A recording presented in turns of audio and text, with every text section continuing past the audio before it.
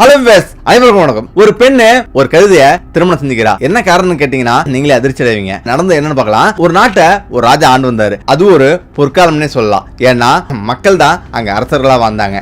அந்த அளவுக்கு ஒரு உன்னதமான ஒரு ராஜா தான் அந்த ராஜா. அந்த ராஜா நல்ல ஆட்சிய மக்களுக்கு கொடுத்திருந்தாரு. ராஜாவுக்கு நீண்ட காலமா குழந்தை பிறக்காமே இருக்கு. இந்த இடத்துல ஒரு குழந்தை பிறக்குது. அது மகனை பார்த்த பிறகு ராஜா ரொம்ப மகிழ்ச்சியா வர்றாரு. அந்த அரண்மனையே குதூகூலமா இருக்கு. இந்த இடத்துல ராணியும் கொண்டாடுறாங்க. இந்த இடத்துல தான் அந்த அரண்மனைக்கு ஒரு பக்கீர் வராரு, ஒரு துறவி. அந்த துறவி எனக்கு பிச்சை போடுங்க, எனக்கு ரொம்ப பசிக்குது அப்படின்னு கேட்கிறாரு. இப்பதான் ராஜா அந்த துறவிய அரண்மனைக்குள்ள அழைச்சி உட்கார வச்சு சாப்பாடு போறாரு. வயிறாவது சாப்பிடுங்க, உங்களுக்கு என்ன வேணுமோ அதெல்லாம் கேட்டு சாப்பிடுங்க அப்படின்னு சொல்றாரு. அதே போல அவர் கேட்டதெல்லாம் தராங்க. இப்ப அவரு நல்லா சாப்பிட்டுட்டு இந்த இடத்துல அந்த குழந்தைய உத்து பாக்குறாரு. பார்த்தவரு ஆச்சரியப்படுறாரு. இப்பதான் ராஜா, நான் ஒன்னு சொல்றேன், தப்பா எடுத்துக்க கூடாது, என்ன எதுவும் செய்ய மாட்டீங்கன்னு சத்தியம் பண்ணுங்க அப்படின்னும் அவர் சொல்றாரு. இதை கேட்டு ராஜா, இல்ல எது செய்ய மாட்டேன், எதுவா இருந்தாலும் நீங்க சொல்லலாம் அப்படின்னும் அவர் சொல்றாரு. இந்த இடத்துல அவர் சொல்றாரு, ராஜா, இந்த குழந்தை உங்களுடைய மகன் உன்னுடைய வாழ்க்கைய நரகமாக்குவார் அப்படின்னும் அவர் சொல்றாரு. இதை கேட்டு ராஜாவுக்கு பயங்கரமா கோவப்படுறாரு. ராணியும் கோவப்படுறாங்க. என்ன தைரியம் இருந்தா இந்த வார்த்தையை சொல்லுவ, ஒழுங்கா இங்க இருந்து உயிரோட ஓடிப்போ அப்படின்னு அவர் சொல்றாரு. ராஜா, நான் சொல்றது உண்மைதான், என் பேச்சை நம்புங்க, இவன் உங்களுடைய வாழ்க்கையை நரகமாக்குவான், அது மட்டும் இல்லாம நீங்க நரக வேதனைய அனுபவிப்பீங்க அப்படின்னும் அவர் சொல்றாரு. இப்ப கோவப்பட்ட ராஜா காவலர்களை கூப்பிட்டு இந்த துறவிய அரண்மனை விட்டு வெளியே தள்ளுங்க அப்படின்னும் அவர் சொல்றாரு. இப்ப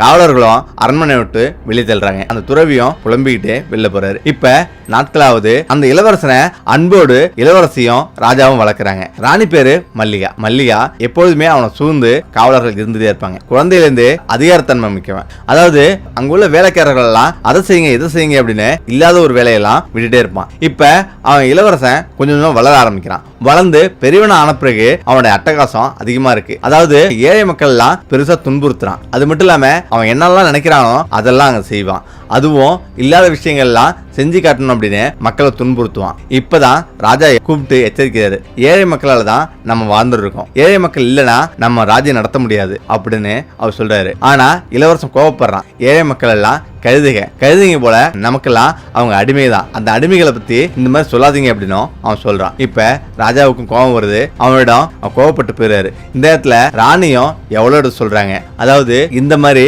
ஏழை மக்கள் எல்லாம் கொடுமை பண்ணக்கூடாது, ஏழை எளிய மக்களுக்கு நல்லது பண்ணணும் அப்படின்னும் அவங்க சொல்றாங்க. ஆனா அது கேட்கவே இல்லை. இப்போ ஒரு முறை ராஜா வேறொரு நாட்டுக்கு படையெடுக்க போறேன், அதனால இந்த நாட்டை நீ பாத்துக்க அப்படின்னு சொல்லிட்டு ராஜா போயிடுறாரு. இந்த இடத்துல இளவரசன் மட்டும் தான் அங்க இருக்கிறான். அவன் அதிகாரம் முழுவதையும் அவன் கையில வச்சிருக்கான். இந்த இடத்துல ஒரு பெண்மணி இவனிடம் பால் கொடுக்க வராங்க. அந்த பாலை கையில வாங்கினவன், இவ்வளவு கொதிக்க கொடுக்குறீங்களே, ஆற வச்சு கொடுக்க தெரியாதா அப்படின்னு அவன் கேட்கறான். இளவரசி, நீ கொஞ்ச நேரம் வச்சிருங்க, அது தானா ஆறிடும் சொல்றாங்க. இப்ப நான் ஆத்திரம் பாரு அப்படின்னு அவங்க வாயிலே வந்து ஊத்துறான், அவங்க மேலே வந்து ஊத்துறான் அந்த பாலை. கதறி கதறி அவங்க அழுகுறாங்க. அது மட்டும் இல்லாம இப்படி பல கொடுமைகளை அந்த அரண்மனையிலே செய்யறான். இந்த இடத்துல தான் இளவரசன் என்ன சொல்றானா, நான் அந்த நாட்டை சுத்தி பார்க்கணும் வாங்க அப்படின்னு 2-3 அமைச்சர்களை கூட அழைக்கிறான். இப்ப அவன் நாட்டை சுத்தி பார்க்கறதுக்காக அரண்மனை விட்டு வெளியே போறான். இப்ப முக்கியமா அங்க உள்ள ஏழை எளிய மக்கள் எல்லோருமே அவரை பார்த்தாவே அஞ்சு நடுங்கி ஓடுவாங்க. இப்ப அவரு தெருவில் நடந்து வந்துட்டு இருக்காரு. எல்லாரும் ஒவ்வொருத்தரா தெரிச்சு ஓடுறாங்க. குழந்தைங்கள இருந்து பெரியவங்க வரலையும் இவரை கண்டு ஓடி ஓடி ஒளிகிறாங்க. இப்ப இதை பார்த்து இளவரசன் சந்தோஷமா சிரிக்கிறான். இப்ப அவன் போயிட்டே இருக்கும் போது அங்க ஒரு விவசாயி வேலை செஞ்சுட்டு ரொம்ப கலப்பா ஒரு கட்டில் போட்டு மரத்துக்கடியில படுத்திருக்காரு. அப்ப வந்து நின்றுட்டு இந்த விவசாயி எவ்வளவு திறவட்டா படுத்திருக்கான் பாரு அப்படின்னு சொல்லிட்டு கீழே இறங்கி வந்து அவருடைய காலை இழுத்து கீழே தள்ளி விடுறான். தள்ளிவிட்டு, இப்படி திறவட்டா படுத்திருக்கிய, நான் வரணும் கூட உனக்கு தெரியாதா அப்படின்னு அவன் சொல்றான். அந்த விவசாயிக்கு மேலெல்லாம் காயம்படுது. இப்ப அவர் மனசு இப்படி நினைக்கிறாரு, நம்ம ராஜாவுக்கு மகன் பிறக்காமே இருந்திருக்கலாம் அப்படின்னு அவர் நினைக்கிறாரு. அவரை பார்த்து கேலி செஞ்சு சிரிச்சுக்கிட்டே அப்படியே போயிட்டு இருக்காங்க. கொஞ்ச தூரம் போயிட்டு இருக்காங்க. இப்ப போன பிறகு அவருக்கு ஒரு வாடை வருது. இப்ப இங்க ஏதோ ஒரு நாட்டு அடிக்குத, பாக்கிறதுக்கு இவ்வளவு அழகா இருக்கு, ஆனா ஏன் இவ்வளவு வாடை வருது அப்படின்னு இளவரசன் அமைச்சரிடம் கேட்கிறாரு. இப்ப அமைச்சர் சொல்றாரு, இது போல இது ஒரு ஏரி, இங்க யாரோ மீன் பிடிச்சிட்டு இருக்காங்க, மீனை பிடிச்சி கழுவுறாங்க, அதனாலதான் இந்த வாடை வருது அப்படின்னு அவர் சொல்றாரு. அது எந்த பகுதி, போய் பார்க்கலாம் அப்படின்ட்டு அந்த பகுதியை நோக்கி 2 பேரும் போறாங்க. அவங்க போய் பாக்குறாங்க, ஒரு வயதானவங்களும் ஒரு இளம் பெண்ணும் மீன் கழுவிட்டு இருக்காங்க, மீனை பிடிச்சி சுத்தம் பண்ணிட்டு இருக்காங்க. இதை பார்த்து இளவரசனுக்கு பயங்கர கோபம். இவ்வளவு அழகான ஒரு பகுதியை அசுத்தமாக்குறீங்களே, உங்களுக்கு கொஞ்சம் கூட அறிவு இல்லையா அப்படின்னு அவன் திட்டுறான். அந்த வயசானவங்க பேரு பாத்திமா. பாத்திமா சொல்றாங்க, இளவரசி, நாங்களே ஏழை, எங்களுக்கு இதுதான் வாழ்வாதாரம், நாங்க மீன் பிடிச்சுதான் நாங்க வாழ்க்கையை நடத்தி ஆகணும், இதை விட்டா எங்களுக்கு வேற வேலை தெரியாது அப்படின்னு அவங்க சொல்றாங்க. கிழவி, என்னையே எதிர்த்து பேசுறியா, மீனை தூக்கி போட்டுட்டு ஓடுறீங்களா இல்லையா அப்படின்னு அவன் சொல்றான். இளவரசி கொஞ்சம் யோசிச்சு பாருங்க அப்படின்னும் அவங்க சொல்றாங்க. இப்ப கிழவி நான் சொல்றதை கேட்க மாட்டேன் அப்படின்னு பிடிச்சி ஏரியில உடச்சு தள்ளுறான். இப்ப ஓடி விழுந்த பாத்திமா எங்களை காப்பாத்து காப்பாத்து அப்படின்னு கத்துறாங்க. ஆனா அங்க மக்கள் கூடுறாங்க. மக்கள் எல்லோருமே இளவரசனுக்கு பயந்துகிட்டு யாருமே பக்கத்துல போகல. ஆனா இப்ப பாத்திமாவோட மகள் அழுவுறா. யாராவது காப்பாத்துங்க, என் அம்மாவை காப்பாத்துங்க அப்படின்னு கதறி கதறி அழுவுறா. ஆனா யாருமே காப்பாத்தல. இப்ப பாத்திமா தண்ணியில மூழ்கி இறந்துடுறா. இப்ப இளவரசன் சொல்றான், இதுக்கு மேல இப்ப பாத்திமாவோட மகளோ ரொம்ப வருத்தப்படுறா. இப்ப கதறி கதறி அழுவுறா. இப்ப அந்த இளவரசரை வாசா போடுறா. நீ நல்லா இருக்கவே முடியாது, இதுக்கான தண்டனை நீ அனுபவிச்சு ஆகணும் அப்படின்னு அவ சொல்றா. இப்ப இளவரசனுக்கு பயங்கர கோபம் வருது. இப்ப உடனடியா கழுதை வர சொல்லி கரிய பூசி தெரு முழுக்க சுத்த வைக்கிறான். இதை பார்த்து எல்லோருமே கேலி கிண்டலுமா சிரிக்கிறாங்க. இப்பதான் அவனுக்கு திருப்தி ஆகுது. நம்ம வா போலாம் அப்படின்னு சொல்லிட்டு அவங்க போயிட்டு இருக்காங்க. இப்ப கொஞ்சம் தூரம் அப்படியே குதிரையில போயிட்டு இருக்காங்க. இப்பதான் அங்க ஒரு அழகான பெண்ணு ஆடு மேய்ச்சிட்டு வந்துருக்கா. அந்த பெண்ணை பார்த்த பிறகு இளவரசன் மயங்கி போறான். இப்பதான் சொல்றான், இப்படி ஒரு அழகான பெண்ணை நான் இதுவரையிலும் பார்த்ததே இல்லையே அப்படின்னு ஆச்சரியப்படுறான். அமைச்சரே, இந்த பெண்ணோடு நான் ஒரு இரவு தங்கணும், நீ போய் அந்த பெண்ணிடம் பேசு அப்படின்னும் அவன் சொல்றான். இப்பதான் அந்த அமைச்சரும் அந்த பெண்ணிடம் வந்து பேசுறாரு. இளவரசன் உன்னை ஒரு இரவு அவர் கூட வந்து தங்க சொல்றாரு அப்படின்னும் அவன் சொல்றான். இதை கேட்ட அந்த பெண்மணி பயங்கரமா கோவப்படுறாரு. நான் ஒரு பொம்மையா, ஒரு பொம்மை போல, ஒரு உயிரற்ற பொம்மை போல இப்படி கேக்குறீங்களே, உங்களுக்கு கொஞ்ச நாசம் அறிவு இல்லையா? ஈவு இருக்கா? நான் ஒரு பெண்மணின்றத மறந்துட்டு பேசுறீங்களா அப்படின்னு கோவப்படுறா. இதுக்கு மேல ஒரு வார்த்தை பேசினா உங்களுடைய மரியாதையை நீங்க இழக்க நேரிடும் சொல்லிட்டு அவ கத்துறா. அப்படி சொல்லிட்டு அவங்களிடமிருந்து தப்பிச்சு ஓடுறா. இப்ப இளவரசரும் அவளை புடி அப்படின்ட்டு ரெண்டு பேரும் தோத்துறாங்க. இப்ப அவ நேரா ஓடி அவளுடைய தந்தைகிட்ட போய் உட்கார்றா. இப்ப அவளுடைய தந்தையும் என்னமாச்சு அப்படின்னு அவர் கேட்கிறாரு. இந்த இடத்துல அவ சொல்றா, நடந்த விஷயத்தெல்லாம் அவ சொல்றா. இதை கேட்டு அவர் பயங்கரமா கோவப்படுறாரு. இப்ப நிமிந்து பாக்குறாரு. நிமிந்து பார்த்தா அந்த இளவரசனும் அமைச்சரும் அங்க நின்று இருக்காங்க. இப்பதான் அவர் சொல்றாரு,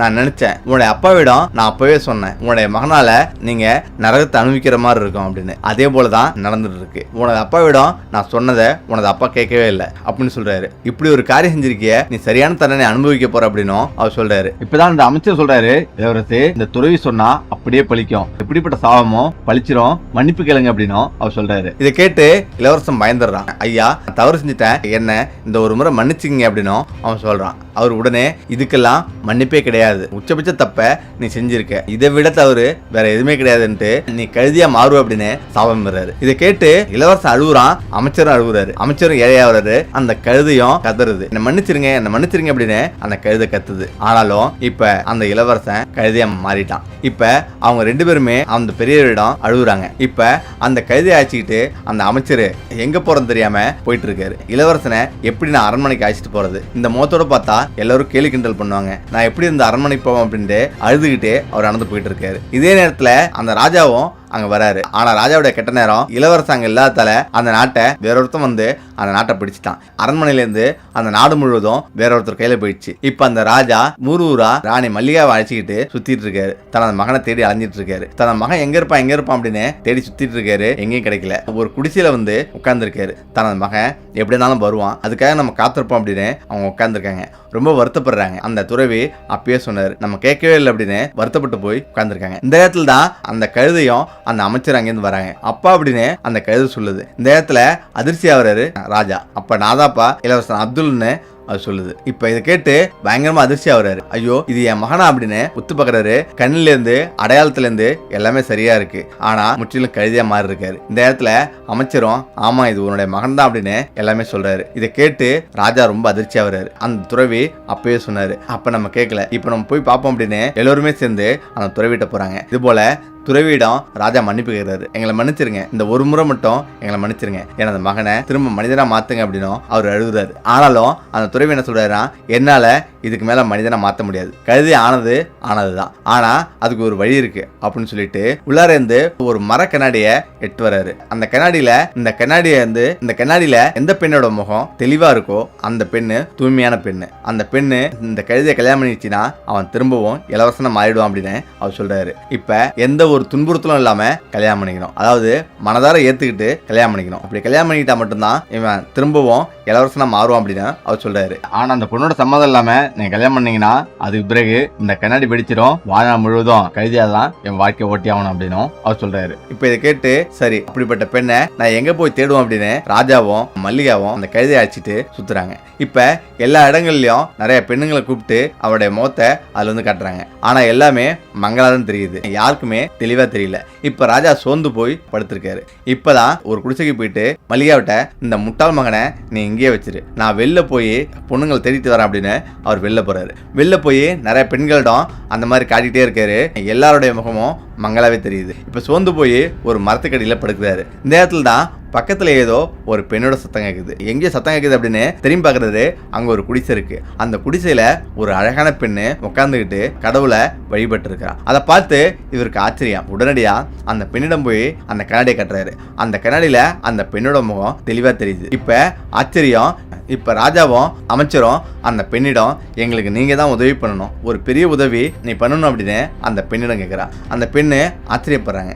நீங்க யாரு, எதுக்காக இப்படி என்னிடம் சொல்றீங்க அப்படின்னும் அவன் சொல்றாங்க. இது போல தூய்மையான உள்ளம் கொண்ட ஒரு பெண்ணை நாங்க தேடிட்டு இருந்தோம், அந்த பெண்ணு தான் நீ என்னுடைய மகனை கல்யாணம் பண்ணணும், அதுக்கு பிறகு எங்களுடைய வாழ்க்கை சந்தோஷமா வந்து அமையும், தயவு செய்து இதை ஏத்துக்கிறியா அப்படின்னும் அவன் சொல்றாங்க. இப்ப அந்த பெண்ணு உங்களுக்கு உதவி பண்ணணும் அப்படின்னா நான் செய்யறேன் அப்படின்னு சொல்லிட்டு அந்த பெண்ணும் நேரா வராங்க. இப்ப கைதிட்ட அவன் காட்டுறாங்க. கழுதையை பார்த்து அதிர்ச்சி ஆகிறான். இந்த கழுதையை நான் கல்யாணம் பண்ணிக்கணுமா அப்படின்னு அவன் கேட்கிறான். இது கழுதல்ல, இது என்னுடைய மகன் தான். என்னுடைய மகன் இப்படி சாபத்தால கழுதையை மாறிட்டான் அப்படின்னும் அவங்க சொல்றாங்க. என்ன நடந்தது அப்படின்னு அவன் கேட்கிறா.